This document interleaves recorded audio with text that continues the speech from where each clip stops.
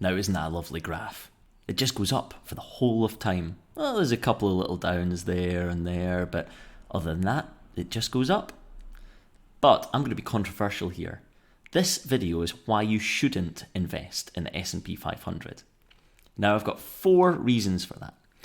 The first one is just because everybody's investing in the S&P 500, why should you?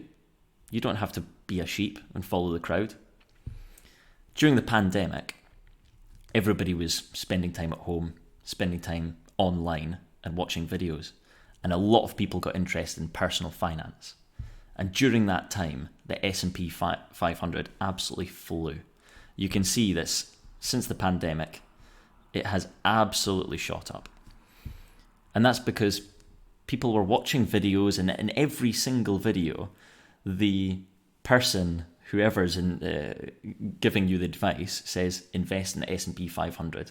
It seems like a very easy out, when everybody's an unsophisticated investor. So just put all your money in that. It seems like a bit of a cop-out, a bit of an easy way. But, across the long term, the S&P 500 has returned an average of 10% per year. If we just do a quick Google search, we'll see that from Investopedia, the S&P 500 index has returned a historical annualized average return of 10.5% since its inception in 1957. So it seems like it could be, a decent thing to do. And that's why every video that you see says, just put your money in there, because they expect it to do the same again and again as we go through time. But just because everybody is doesn't mean you should. Now, if you invest in average, then what are you going to get? And this is my point too. If you invest in average, you're going to get average. Have faith in yourself. You can actually do better than average. So you're limiting yourself by investing in the S&P 500.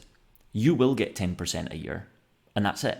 You might get slightly more, you might get slightly less, depending on the timing of your investments.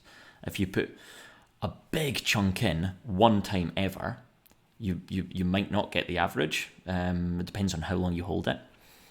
And if you do a DCA, a dollar cost average system, where you invest a certain amount every month or every year, you're most likely going to get average. But 90% of the gains of the S&P 500 come from just a small amount of stocks. So you don't need to choose the best stocks. You just need to choose the best performing stocks over time. Now have a look at this. I put together a little portfolio consisting of the S&P 500 tracker by Vanguard, so that's VUSA on the UK market. And then I had a look at the other stocks, the top stocks that you would know and you would probably invest in. So I had a look at Microsoft, Amazon, Apple, and Google, Nvidia, and I put Tesla in there as well. Now, what I did was I had a look at the returns from these stocks from 2012. So that was when the Vanguard S&P tracker started. From June 2012 all the way to the present day. Now, the S&P 500 tracker has gained 300% from 2012 to now. So that's almost exactly 10 years. And that's an incredible return. But if you'd picked some of the top names in the stock market, in the S&P 500 at that time, you could be up staggering amounts. If you look at Tesla here, up 15,000%, that's a bit of an outlier, to be honest. Nvidia as well, you might not have picked that, that's a bit of an outlier, but up 6,000%.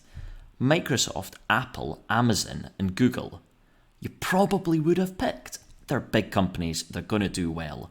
And look at these guys, they all outperformed the S&P by more than double, sometimes triple. So it just shows you don't, these are the companies that are making up the returns of the S&P 500.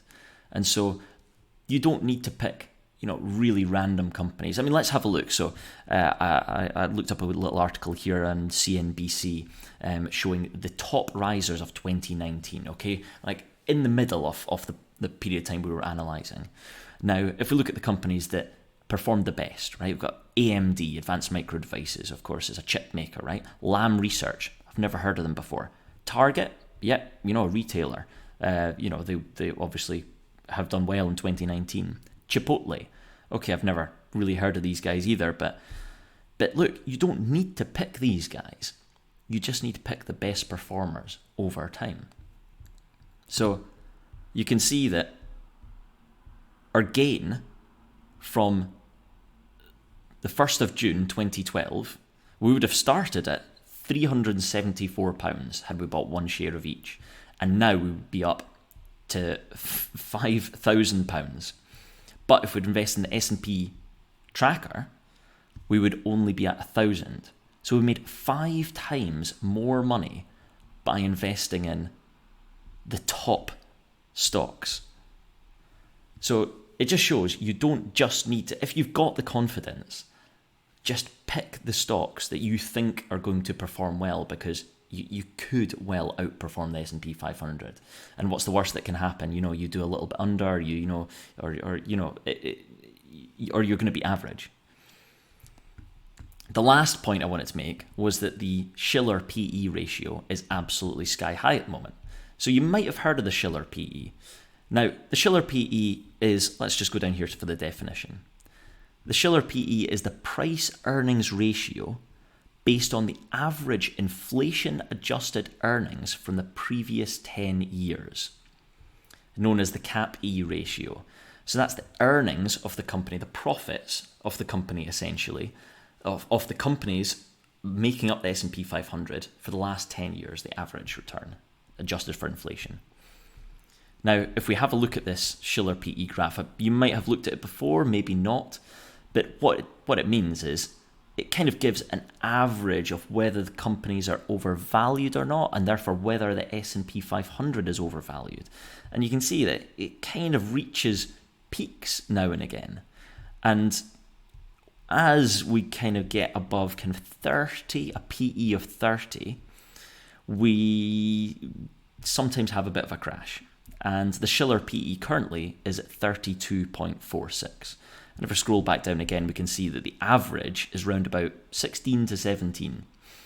And we're up at kind of 32, and the highest it's ever been is 44. So it just indicates that things are a little bit overvalued, and that's probably because people had a bit of spare cash over the lockdowns and they didn't know what to do with it. So instead of going on holiday, they've invested in the S&P 500, and that's made a lot of these companies quite highly valued.